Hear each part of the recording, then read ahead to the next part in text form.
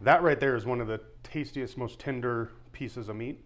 Hey all, Clint Jolly from Butcher Boy Meats down in Reno. Today we're gonna talk about the ribeye. Most butchers, if you ask what their favorite steak is, they're gonna tell you a ribeye, for good reason. Always well marbled, always super tasty, nice and tender. But I wanna show you how you can pick out in this one primal here, there's a few different muscles, and how you can pick out what, again, most butchers would tell you is their favorite steak on an animal. So the ribeye, if you've watched previous videos, we've covered this, but it goes from the loin end, which connects to the New York, to the shoulder, which connects to the chuck, like the chuck roast, chuck eye up there. And as I said, that means you got 3 different muscles running through this guy.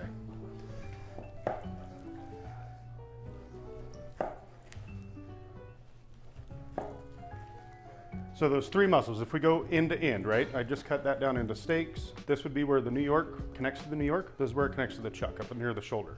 So at this end, we've got that loin end, all one muscle, longissimus dorsi for the meat geeks out there. It's gonna be tasty, no doubt, but basically the same as in New York. As we move literally just a couple of steaks over, you're gonna see we start getting this muscle in there called the spinalis dorsi. That right there is one of the tastiest, most tender pieces of meat out of a cow, also called the rib cap. If you've ever seen a rib cap steak, that's that guy. So as we move along, that guy gets a little bit bigger, and you can see you start getting this kernel fat. That spinalis is always well marbled, super tasty and tender. That starts getting bigger. The eye also starts getting a little bit more marbling as it comes from that chuck section. So I'm gonna go all the way down to the end. This is the one that if you come into our shop and you want a ribeye and we pick it out for you, you let us pick it out for you, we're always gonna go for that. You see that big chunk right there, the spinalis, super tasty. The eye is a little bit smaller, but super well marbled.